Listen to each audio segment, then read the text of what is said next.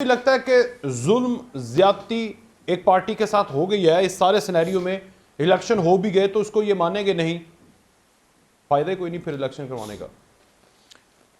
دیکھیے، اگر ہم مختلف رپورٹس پڑھتے ہیں پرٹیکولرلی ہیومن رائٹس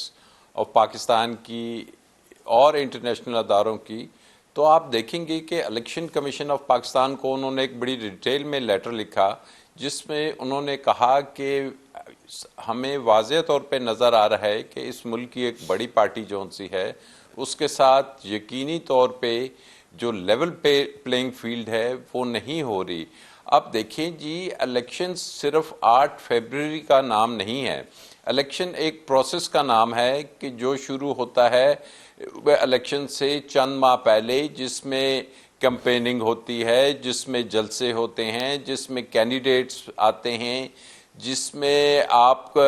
کنونسنگ کرتے ہیں، ڈور ٹو ڈور جاتے ہیں اور کارنر میٹنگز کرتے ہیں۔ لیکن جو نظر آیا اور واضح طور پہ ہر کسی کو نظر آیا اور غالباً ہر کوئی یہ بات کر رہا ہے، بلکہ ہم دیکھ رہے ہیں کہ بلاول بھٹو صاحب نے یہ بات ایک نہیں دو نہیں کئی دفعہ دہرائی کہ جناب یہاں پہ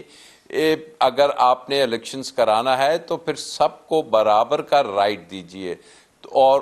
آن ٹاپ جو نظر آیا ہمیں کہ جی الیکشن کا شیڈول آ گیا، بہت قریب ہیں، اور شیڈول جب آ جائے تو کسی پولیٹیکل پارٹی جو کہ ماضی میں رولنگ پارٹی تھی اس کا اگر آپ الیکٹورل سمبل لے لیتے ہیں، اگر آپ الیکٹورل سمبل دیکھیے کسی بھی پولیٹیکل پارٹی کا، وہ جو سامنے نظر آنے والا ٹول ہوتا ہے وہ ہوتا ہے، وہ اگر سنیچ کیا جاتا ہے اور اس کے بعد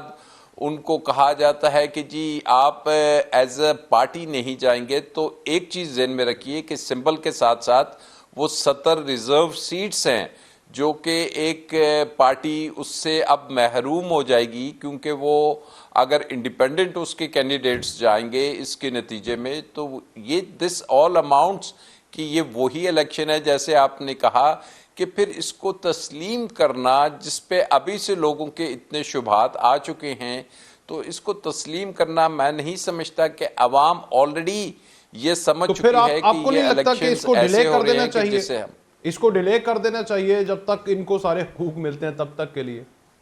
میں رائے لینا چاہ رہا ہوں آپ کی۔ دیکھیے، میں نہیں سمجھتا اس کو ڈیلے نہیں، میں سمجھتا ہوں آئین کے آرٹیکل 218 کے تحت اس کو فری فیئر الیکشنز بنانا چاہیے، جو کہ الیکشن کمیشن آف پاکستان کی ڈیوٹی ہے، جس کو supreme court of Pakistan check کرے گی۔ تو یہ کرنا چاہیے بنسبت اس کے کہ ہم ایک اور غیر آئینی کام کر دیں۔ That is the only way. Free fair elections کیوں نہیں ہو سکتے؟ کون سی قطغن ہے اس میں؟ آپ دیکھیے نا، اگر آروز نے ہزاروں کی تعداد میں پیپرز ریجیکٹ کیے اور عدلیہ کی طرف سے جو ریمارکس آئے ہائی کورٹ کی ججز کی طرف سے، وہ تو کہہ رہے ہیں کہ جناب یہ تمام مذائقہ خیز قسم کے ریڈیکولس قسم کے اعتراضات تھے۔ میں بہت سے کیسز میں خود پیش ہوا اور یقین کرے کہ جج کہتا تھا کہ کیا ایک آرو کو یہ ڈیکلریشن دینے کا اختیار ہے کہ یہ ایک